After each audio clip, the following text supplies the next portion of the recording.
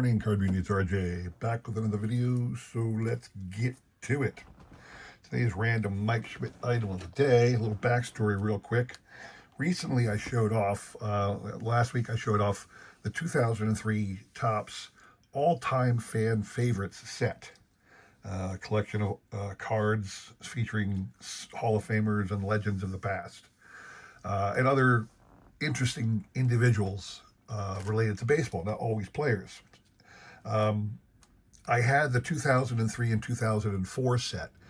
This set was issued for 3 years, 2003, 2004, and 2005, but I did not have the 2005 set, so I quickly went on the bay and snagged one. And the box I received included this, a wrapper from that year's set. Cool image of Mike Schmidt on the front of the wrapper. So it almost makes me want to go find a full box of 2005 all-time fan favorites. See if Mr. Schmidt is on the cover.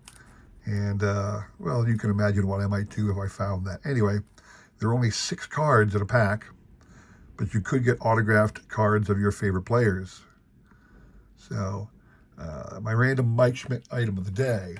In keeping with that set, my random baseball item of the day, I mentioned that the sets for the 2003, 2004, and 2005 all-time fan favorites sets always had cards of other individuals who were maybe not necessary players in baseball for a baseball team, but had some relation to the game. And one of the cards in the 2005 set is this really cool John Elway card. John Elway, obviously a Hall of Fame quarterback for the NFL. So he's in the Hall of Fame for the NFL.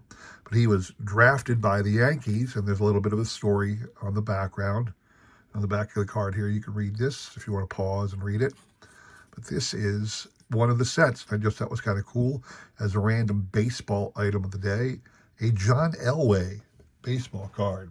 Today's trivia question, we're sticking with the this day in baseball trivia, this day in baseball history theme for the February trivia question. So it is Wednesday, February 11th.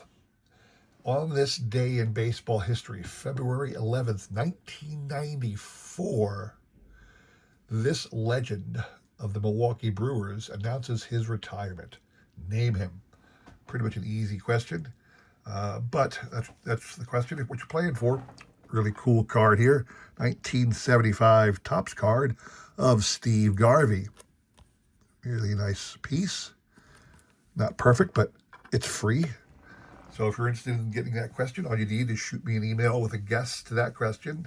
I will include my email in the description below, along with a repeat of that question. You will have today and tomorrow to answer. We will pick a winner on Sunday, all right? Good luck to everybody on that one. So today, I'm warning everybody now. I am 3.5 minutes into this video. This one is going to be a very long video. It's going to be at least a half an hour, if not a little bit more. Because what happened is recently I picked up a little set. I'm going to show off the set in a second.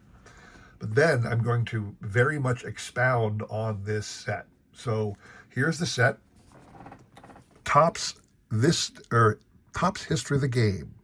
It is a 25 card little set, and it says this is the history of the game. Now, I'm going to thumb through it and tell you why I'm outraged. I'm literally outraged with Topps. The information in this set does have some important history happenings in the world of baseball, but for the most part, it misses so many more, and it talks too much about events rather than things that shaped the history of the game. Too many of the cards are simply interesting happenings in the past. They don't, again, it doesn't, again, a set that talks about the history of the game should include historical happenings that shaped the game of baseball. And this one has a couple of those, but for the most part it fails, and sometimes it's flat out wrong. This one ticked me off. 1839, baseball invented. And here it is. It talks that it basically repeats the history or the lie that, well, I guess it does mention that it's wrong, but it talks about Abner Doubleday inventing the game back in 1839, which everybody knows is a flat-out lie. And to be even worse, the image on the cover of the card is Alexander Cartwright, the guy who is largely credited with inventing the game of baseball. This one, how do you put a card like this out and call it part of the history of the game? Now, this one, another annoying thing. What you see here is it says the first professional baseball game played. And it's talking about 1871, the National Association of Baseball Players existed, and it talks about what happened on the first day of that game. But the picture on the front is widely known to be a picture of the original baseball game back in 1847, played under the Knickerbocker rules. So, again, a very odd pairing. 1876, National League created. This is one I will accept as an important happening. 1901, American League elevated to Major League status. I will accept that. 1903, first World Series. I will accept that. 1910, President Taft attends opening day. While it's a notable date, a notable happening in the history of the game, this has nothing to do with the history of the game as far as happenings. Babe Ruth sold to the Yankees. I will accept that. Lou Gehrig replaces Wally Pipp. Now this one, again, you might say that this absolutely is something important to the history of the game. And I will acknowledge that Lou Gehrig's first appearance is interesting to the history of the game. But I promise you, and again, I'm going to go through this in a second, there are many more happenings in the history of the baseball that far outweigh the fact that Lou Gehrig played his first game. We'll get into that in a bit. Babe Ruth setting the single-season home run mark. Again, really? This is the best you can do in the history of the game is Babe Ruth's 60 home run mark? Why not Maris? Why not 1,000 other players? Baseball on the radio. I will concede that one. Back to Babe Ruth. This is the third Babe Ruth card. Plays in the All-Star game, the first All-Star game, for example. First night game in baseball history. That's interesting, but I don't know if it's historic to the way it needs to be. 35, Babe Ruth retires. Again, another Babe Ruth card. Really?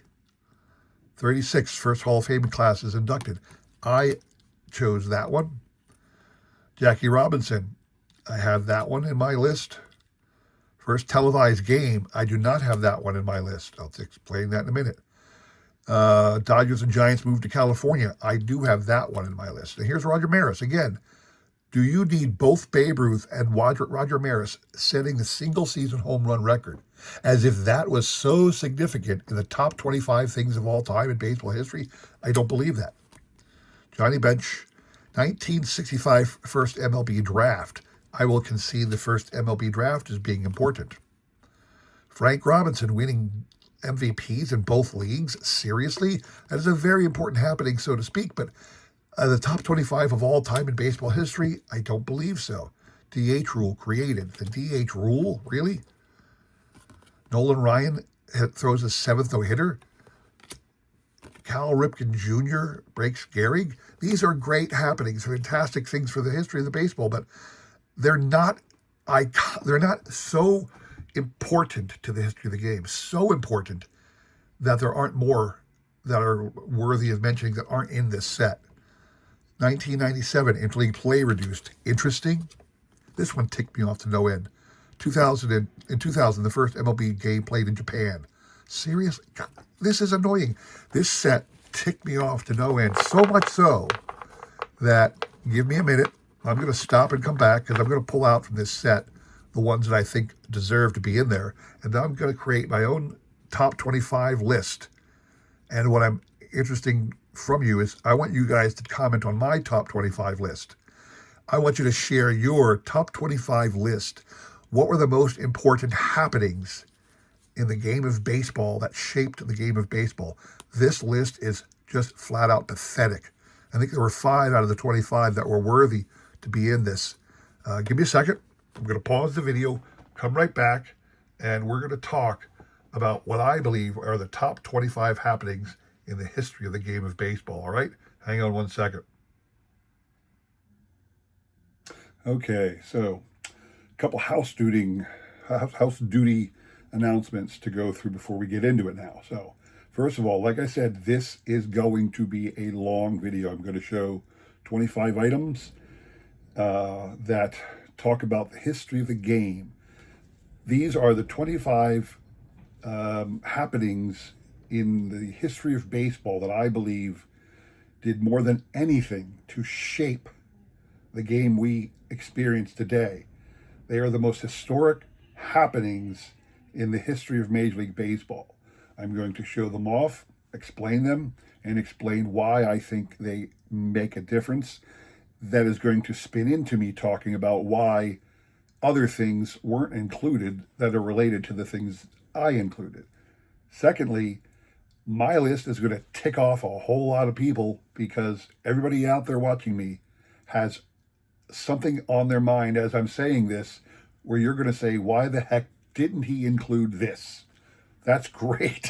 I love that because I want you all to tell me where I'm wrong. RJ, you are so wrong because you didn't talk about this or you didn't include this. I can't believe you included that.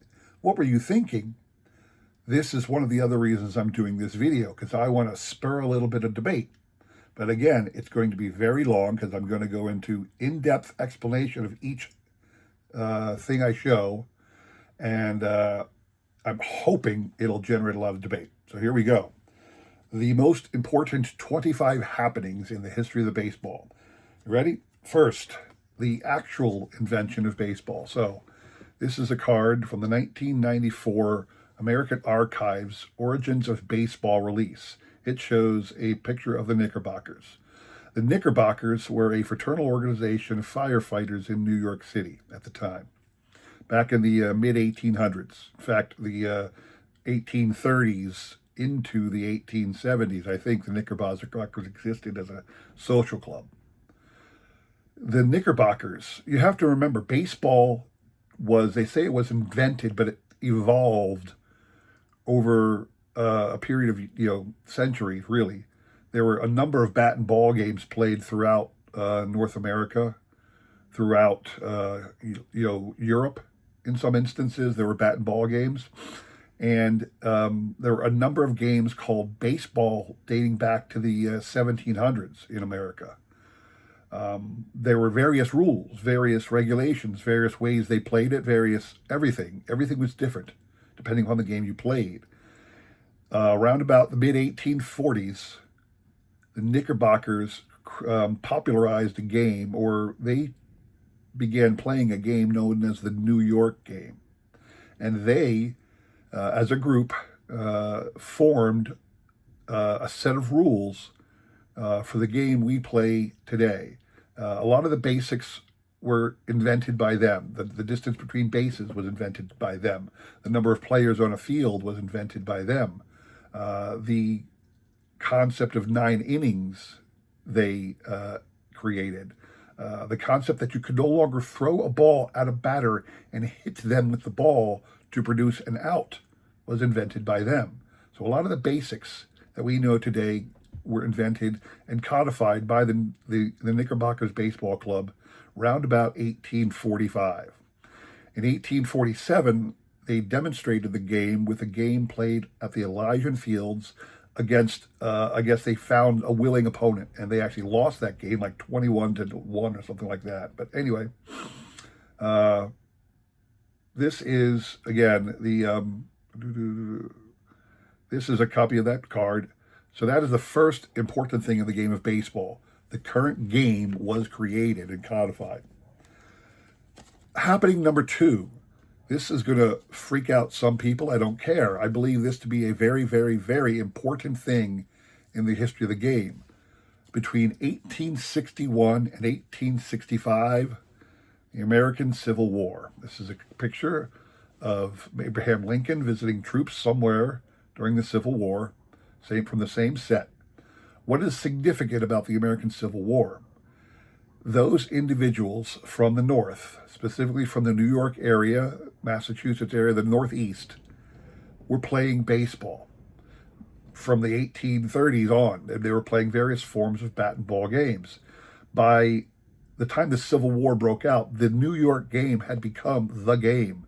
There were legendary teams in the New York, Pennsylvania, Boston era, very legendary teams playing baseball for championships. When the Civil War broke out, the soldiers took that game with them and played it on various, when they had time, in prison camps, on battlefields when there was a battle, in their encampments. The game of baseball spread to the southern states because of the Civil War. It's what spread it out. It's why there were minor leagues in the 1800s down in Florida, in Georgia, in Alabama, in Texas, because the Civil War spread the game. Now, you could say when Alexander Cartwright, the primary Knickerbocker who codified the rules, when he relocated to California during the gold rush and subsequently went on to Hawaii, it is well believed he spread the game and taught people on the way. But I don't know that necessarily meant those players took it up because one man said it was an interesting thing. The Civil War spread the game and popularized it among people outside of the northeastern area of the United States. So that is number 2. Number 3, Henry Chadwick. Henry Chadwick was a sports writer, the first well-known writer about baseball in various publications. What this did was put into print for a national audience the happenings of baseball games for people who had never seen a baseball game, didn't know what it was. But they could read along and try and understand. People who did know the game, who couldn't see a game because they weren't there, could read about the exploits of their heroes, all because of Henry Chadwick. Henry Chadwick, starting in the mid-1850s, actually began reporting on those legendary games for the players from the Northeast and continued well into the 1890s on his reporting. So Henry Chadwick and his sports writing, number 3. Number 4, 1869, the Cincinnati Red Stockings World Tour. Well, I shouldn't say World Tour. Their undefeated season. So, Major League Baseball didn't exist yet. Baseball was a gentleman's game for the most part, played between various fraternal order groups in major cities, and it was a pastime relegated to wealthy businessmen for the most part, who in their fraternal organizations played these games on an amateur level. However, it soon became apparent that people would come and watch these games. People would, fans would sit on the sides of the field and watch. It became a spectator sport, although it was never intended to be a spectator sport. And then somebody, back at the dawn of time, had the great idea that if they enclosed a field with a fence because they owned the field, whoever owned the field, they figured if I enclosed it and started charging admission, I could make a profit. So enclosed fields became a thing. Then once enclosed fields became a thing, they began realizing, well, if I want to draw fans, I better win. So the concept of playing players under the table, because it was still expected to be an amateur game, became a thing. It was widely known that you would pay a ringer to come in for an important series so that you could win. In 1869, the Cincinnati Red Stockings put an end to that. They said, we're not going to pretend anymore.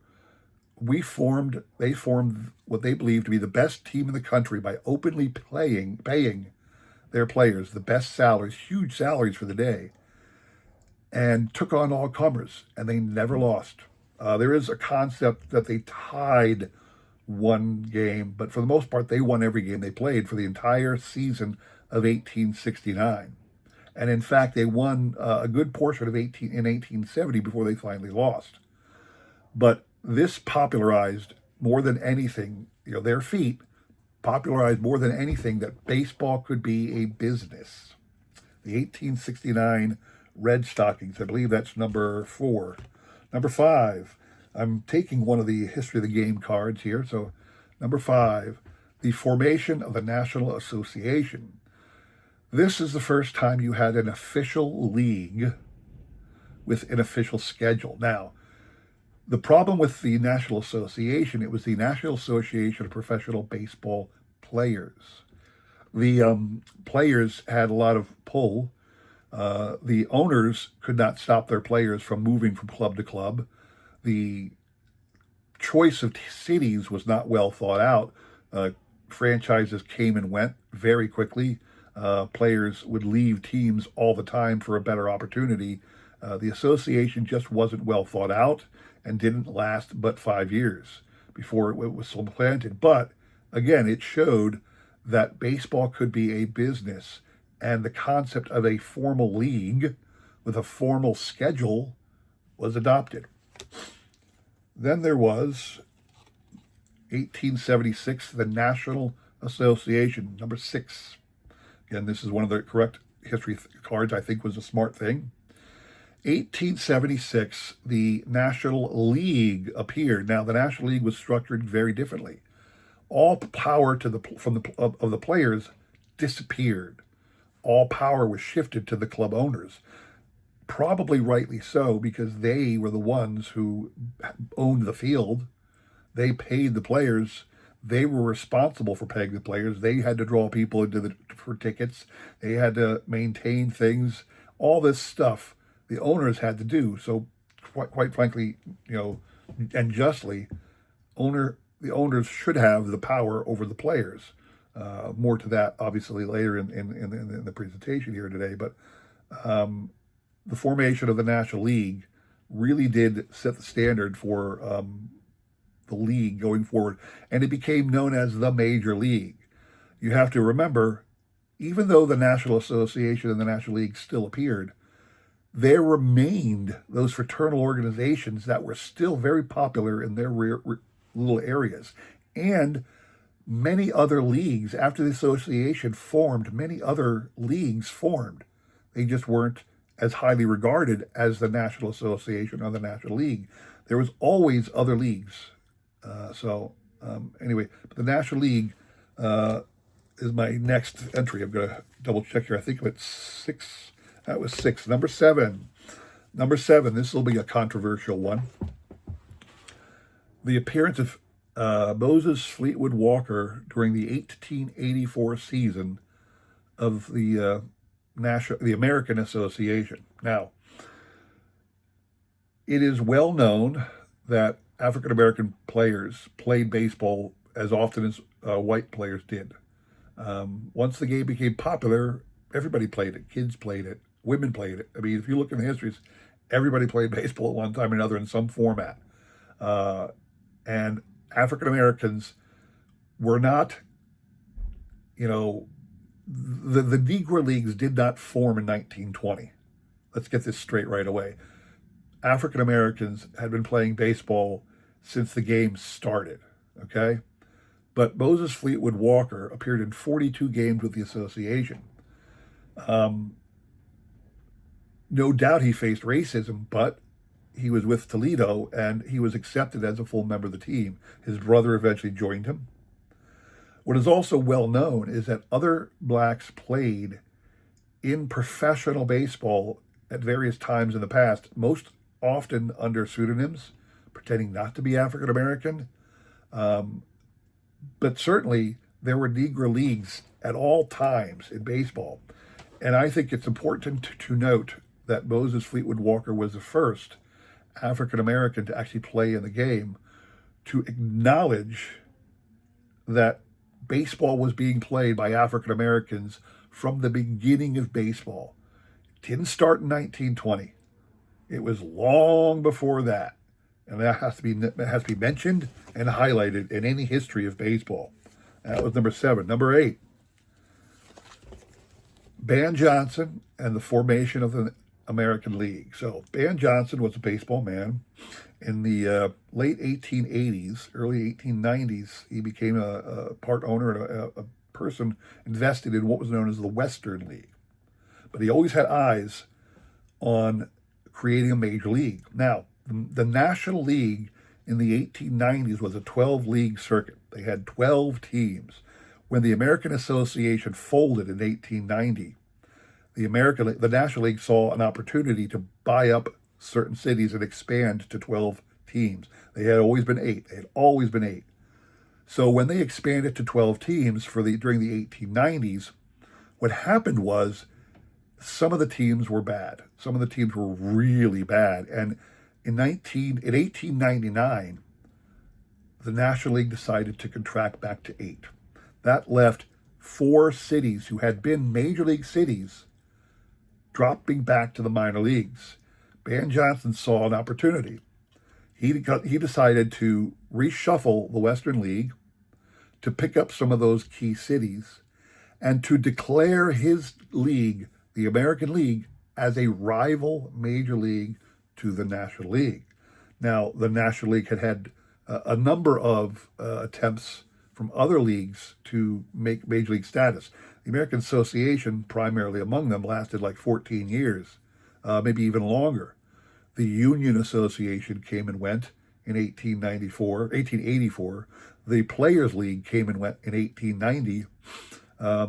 But, the National League remained supreme and loved it that way. It didn't want any challenge.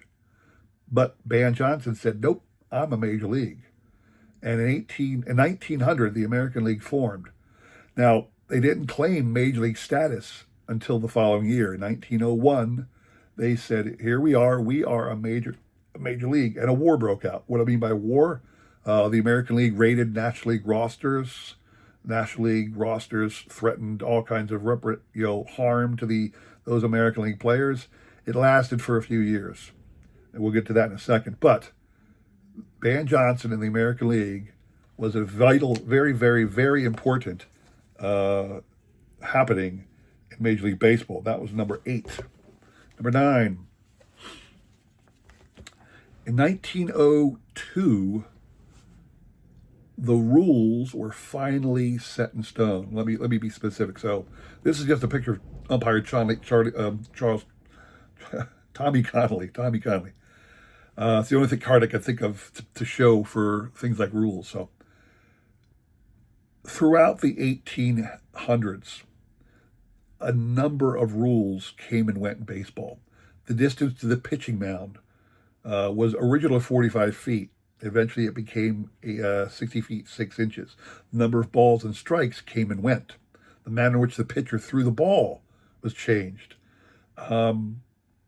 Where people played was changed. Rules came and went. Finally, in 1901, the last, what I consider, there's been other rule changes, and I'll highlight a couple of them. But in 1901, the foul strike rule was adopted by the American League. In other words, up until that time, a player could foul off a batted ball forever, and it was as if no pitch had happened. They did not count it as a strike. But in 1901, the American League decided to make a pitch ball that was fouled off a strike for the first 2 times. The National League adopted it in 1902, thereby establishing almost entirely the rules that are played today. Again, there are a variety of them. I'll give you a good example. A home run was counted on a bounced ball that went into the stands up through, I can't remember the exact year, but into the 1920s. So some of Babe Ruth's original home runs might have been what we call ground rule doubles today. Other rules that developed, the DH rule, of course. So there's a lot of rules that change. Either the ghost man on second that we live with today for extra inning games is another rule. Crazy things like that every once in a while the rules are tweaked. But in 1902, with the establishment of the foul strike rule, pretty much the basics of the game were finally ironed out. And I think that warrants notation because the game suddenly was, as we see it today. That was number 9. Number 10, the first modern World Series. So the first modern World Series, like I said, like we all know, happened in 1903. The American League had finally proven itself to be a financially stable league. They adopted the reserve clause with the National League, so that is one of the things that happened to settle for peace. But then they agreed to a postseason championship between the two leagues. And I think this had an important play in the history of baseball.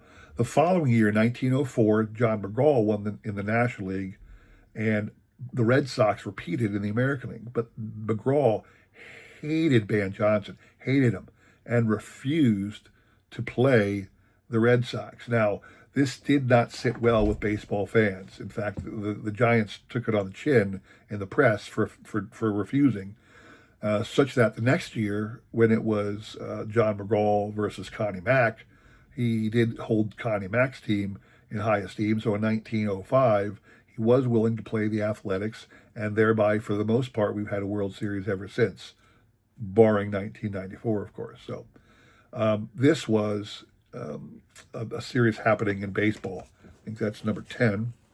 I always fail to keep count. 4, 5, what's the 4, 5, 6, 7, 8, 9, 10. Yeah, number 11. Number 11.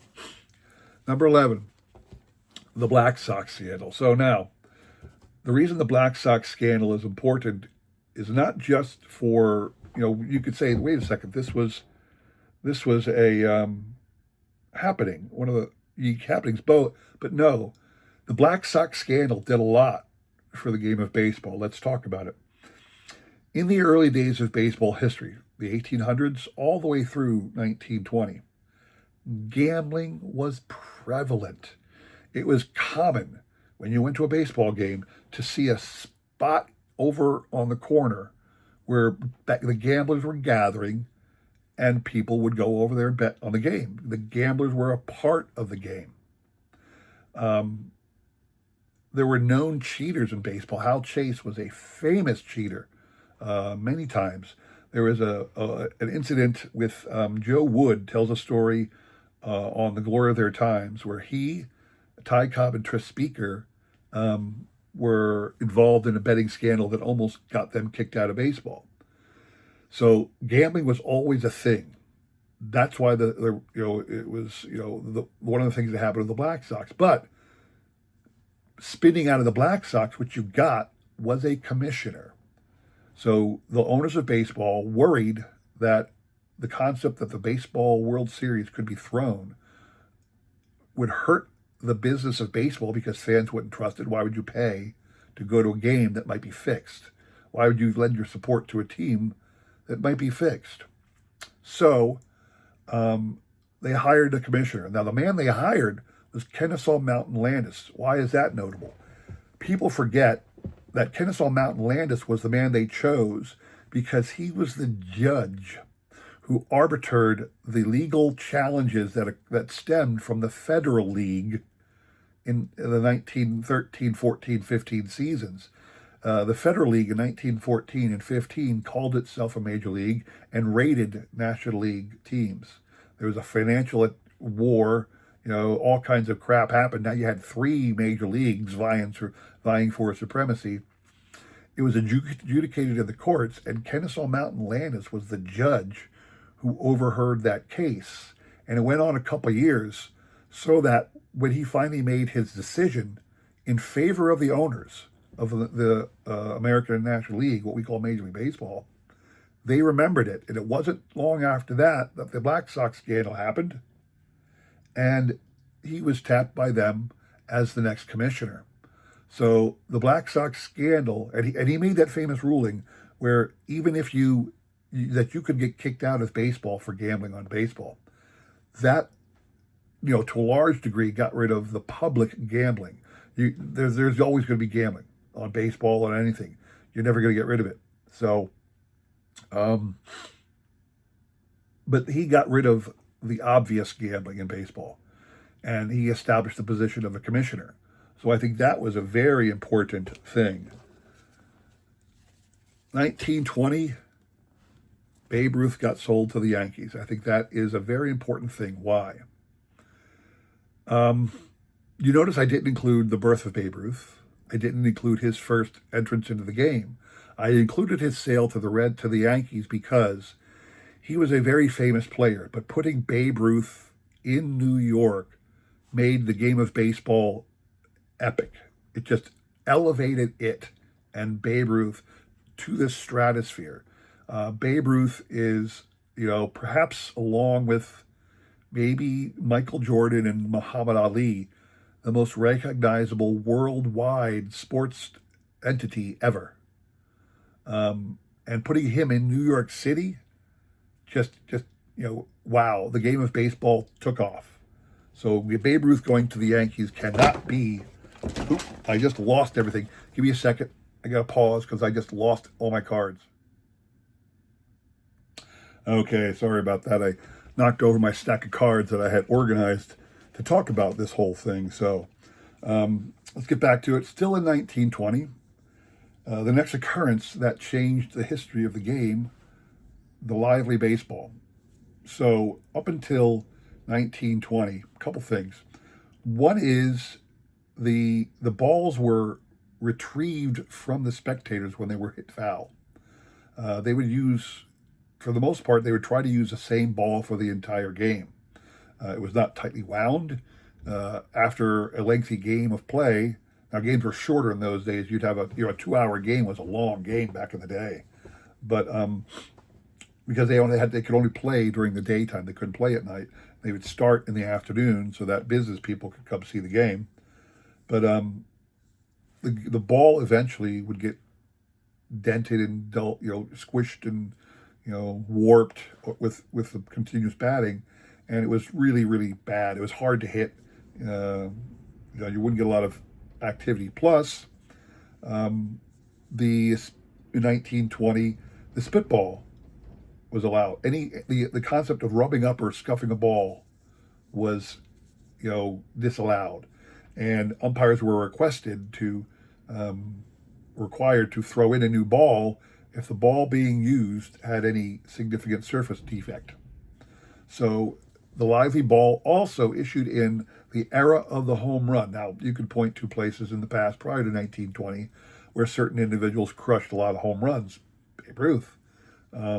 There's been a number of instances where people hit into the 20s prior to 1920. But 1920, with the lively ball, really is when baseball took off. It switched from the concept of hit them where they ain't or fight for a run to Earl Weaver's thing, amen for the, God bless a 3-run home run, So also in 1920, the lively ball made a serious impact on the game of baseball. 1921, baseball went on the airwaves. August 5th, 1921 was the first radio broadcast of a baseball game. Owners had fought it for a long time because they were concerned if we give people the ability to listen to a game for free, why in the world would they pay for a ticket? Now, we know that to be complete bull today. We all know that because eventually the same thing was said of television. Didn't happen. These sports, depending on your sport, it's more popular than ever when you can see and advertise it or hear it being reported and advertise it. It also gave birth to the concept of the announcer.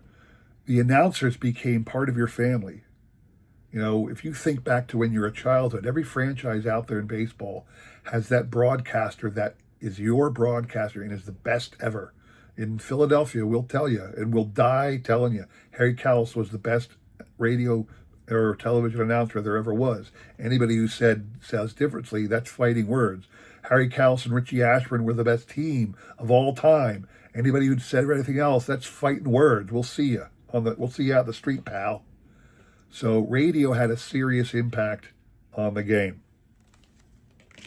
In 1936, the Hall of Fame was enacted.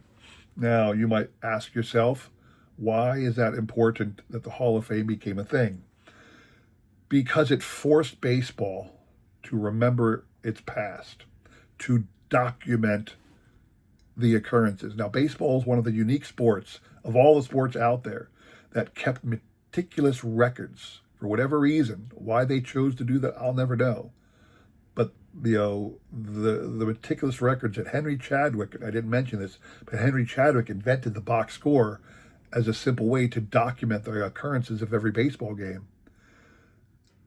The Hall of Fame forced baseball to remember its past, to document its existence as time went on.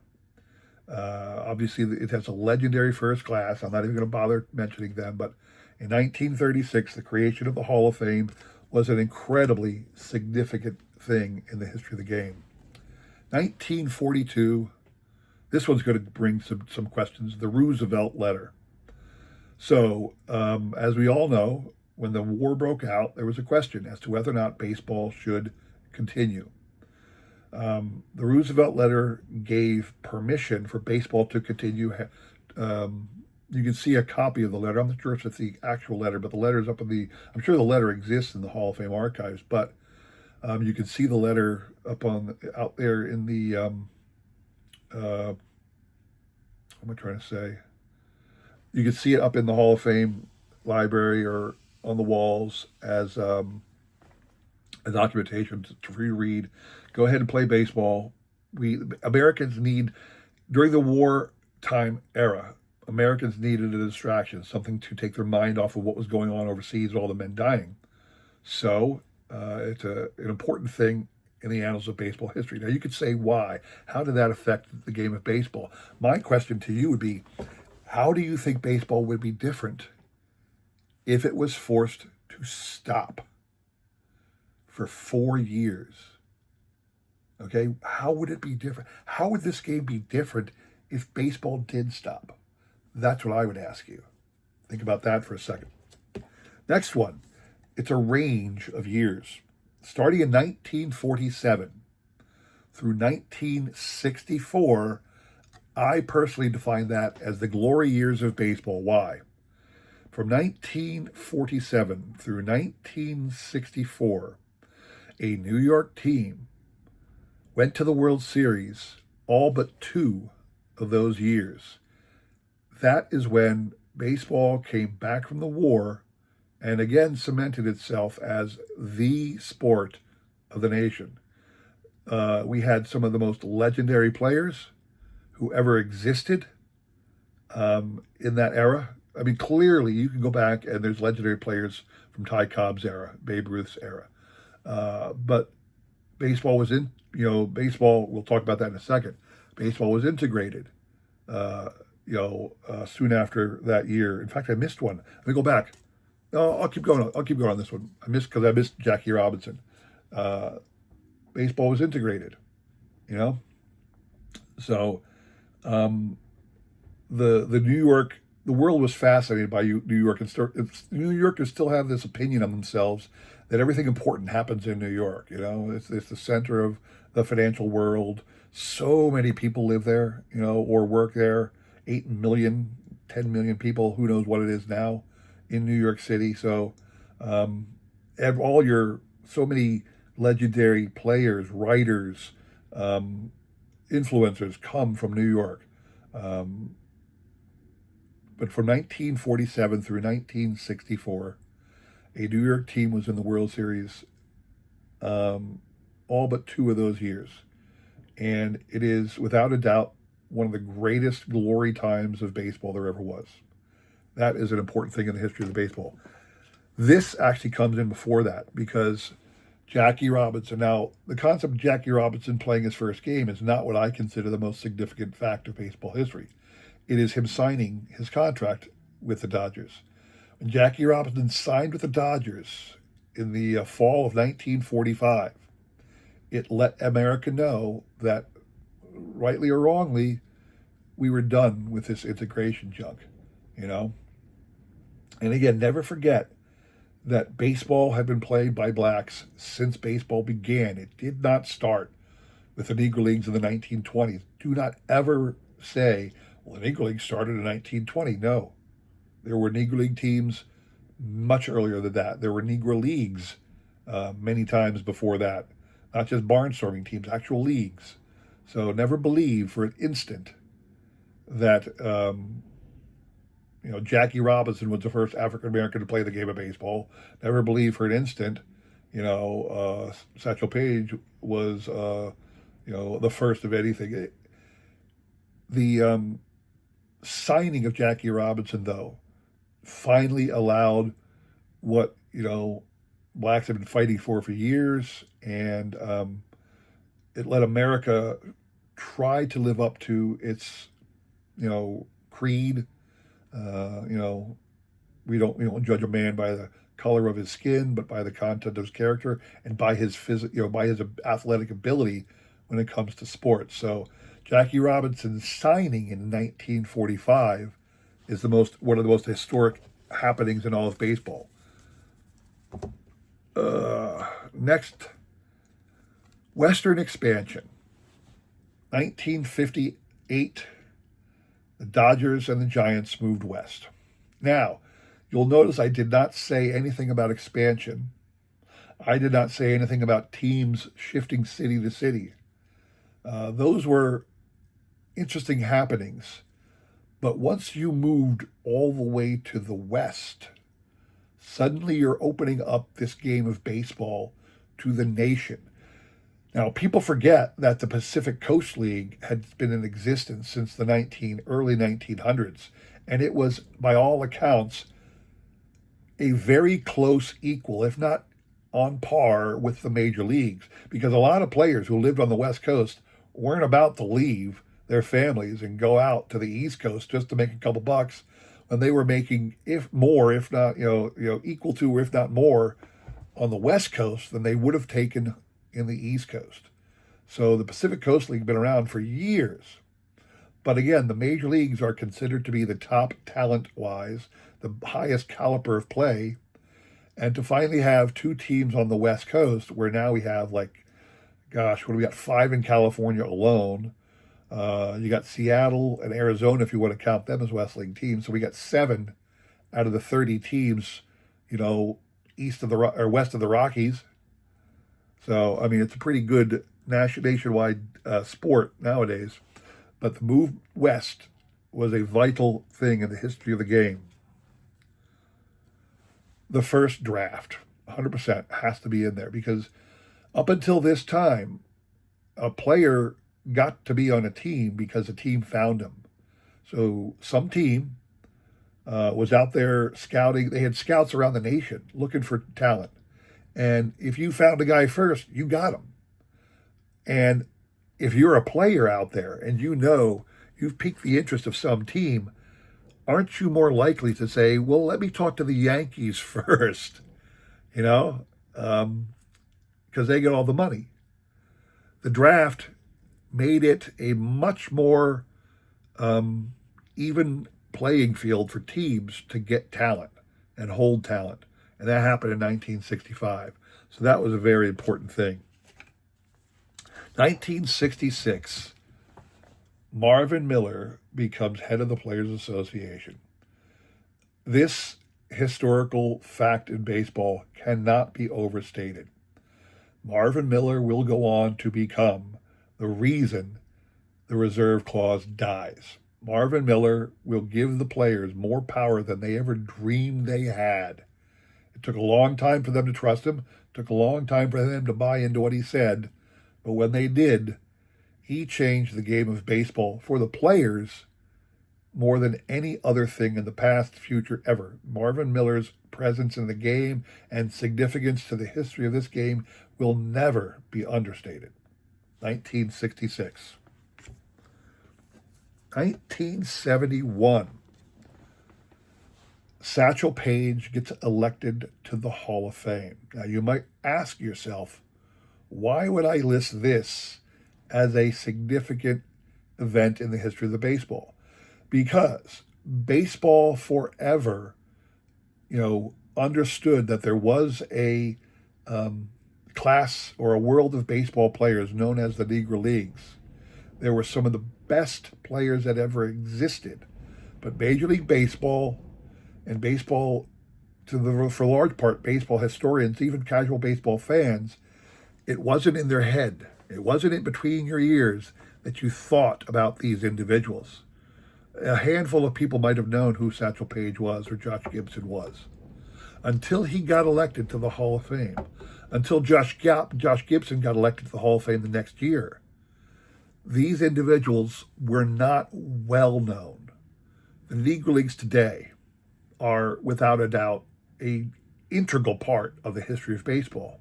That would not be the case had Satchel Paige not been elected to the Hall of Fame. And you, if you wanted to, you could credit Ted Williams for his induction speech begging the Hall of Fame to acknowledge these players. You want to make that one the historical happening, fine. But I want to say it's Satchel Paige's induction into the Hall of Fame that made people accept the contributions of the Negro League stars to the game of baseball. 1975, free agency. Andy Messerschmidt, Dave McNally, challenging the reserve clause. Now, this was, without a doubt, planned by Major League Baseball and Marvin Miller. What happened? Marvin Miller, and you could read his biography, look at reports and interviews he did. After many efforts and negotiations, the basic contract between the players and the owners, he finally got in there the right to a 3-person arbitrational committee panel, an impartial arbiter to decide matters of dispute. That he knew was a crucial concession by the owners, and he knew what this meant. If you've got a 3-person impartial arbitration, that means one representative of the owners was going to come before an arbiter in any dispute, one member of the Players Association, same thing, and then a third-party arbiter would make the decision, okay? He had been waiting for that provision to get inserted into the basic agreement for many, many years. When it finally did, he paced himself and found 2 willing individuals, and this is what he did. So, the reserve clause, if you know it, said after the season ended, that player was reserved to his same team for the following year. In other words, no other team could bargain with this player for his services. Now, Marvin Miller understood that the way the contract was written is it was a year-by-year contract. In other words, the reserve clause bound a player to his team for the following season. So, Andy Messerschmidt and Dave McNally refused to sign their agreement for the 1974 season, okay?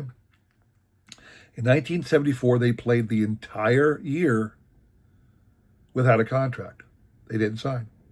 So at the end of 1974, they said, we're free agents now. We did not sign our contract last year, which means we did not enter into an agreement with the club. Therefore, the reserve clause, we're not bound by it because we didn't say we weren't paid to play. We didn't pay this. Now they still got paid. They just didn't sign the contract, and that was a slip up by the owners too. So in 1975, they sat out the year. I think did they sit out the year? No, they didn't. They didn't sit out the year. They did play. But in 1975, actually, I don't know if they played or not. Come to think of it, somebody else more intelligent than me will pipe in on this. In 1975, throughout the entire year, there was all kinds of arguments and legal battles between the Players Association and the owner. In the end, in December, the third-party arbiter, he saw the truth, and he told the owners, you guys better figure this out, because if I got to make a rule and you're in trouble. The owners, in their belief that the reserve clause would never die, no, we're not going to do anything. The arbiter ruled, they're right. These guys are free agents at the end of the year. They can sign with whoever they want for the 1976 season. The end of the reserve clause, free agency ushered in a new era in baseball. You could say you like it, you don't like it. That's up to you. But without a doubt, free agency changed the game. 2 more to go. The 1994 baseball strike. Now I have a card here of Tony Gwynn from 1995. Tony Gwynn was damn near ready to hit 400 that year. The Expos were damn near ready to go to the World Series for the first time in their history that year.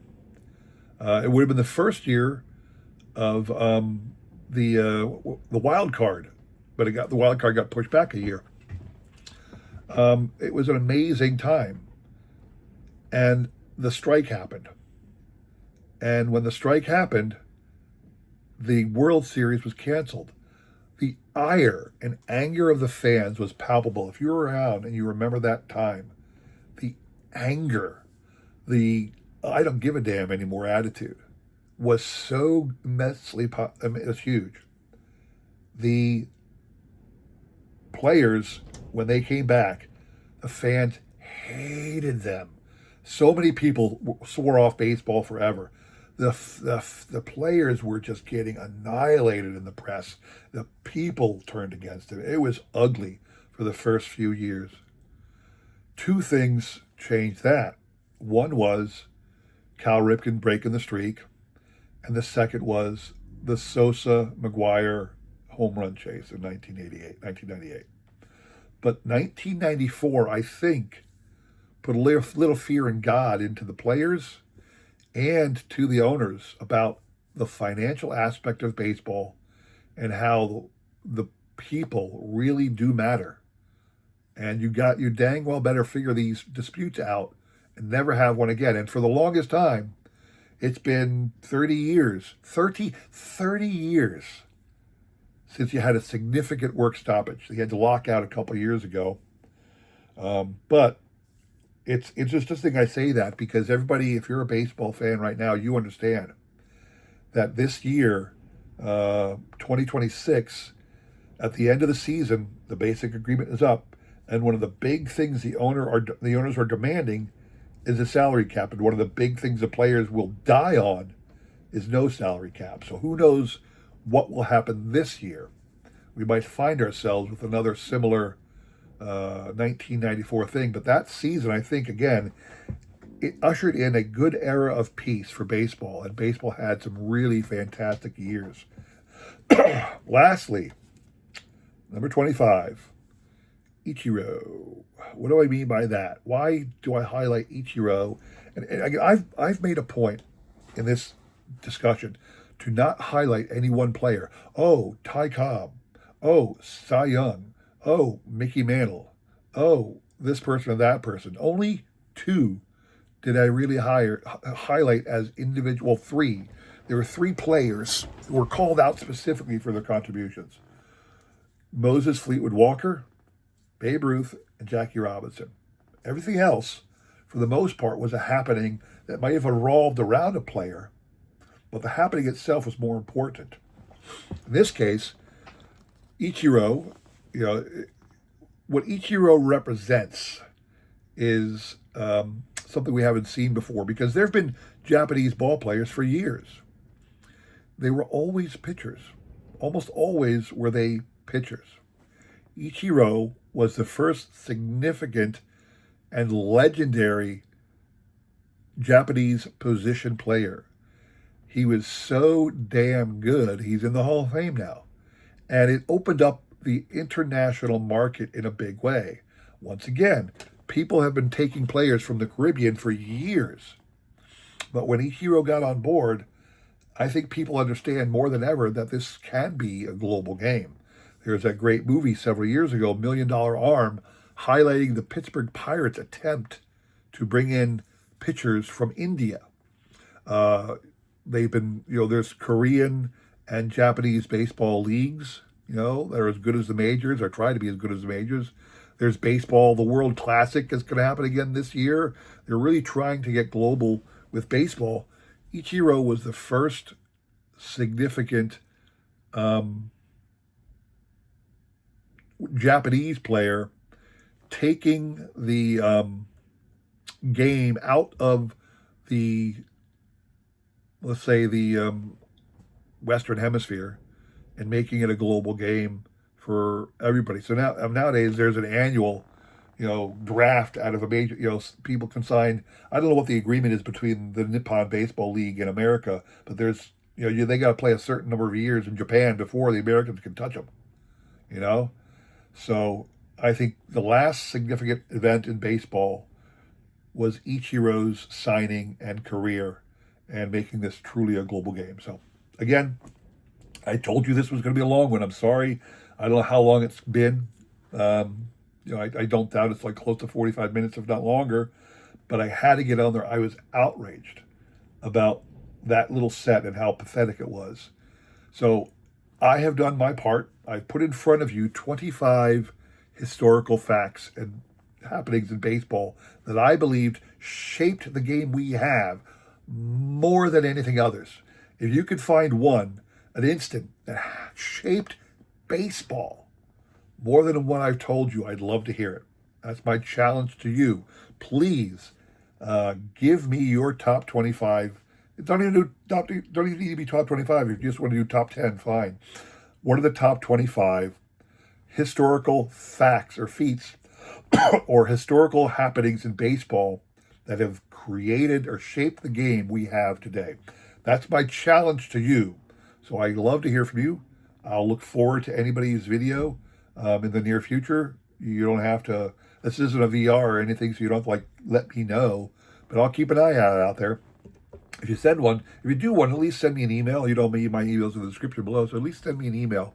Let me know you've taken up my challenge so I can watch your video, all right? That's all I have for you to do. One more. I will be doing a VR on Friday, so if you want to stop back for that, you're welcome to. But I hope to see you. So come back again on Friday. Other than that, please make a video. I hope to see it. Outside of that, take care.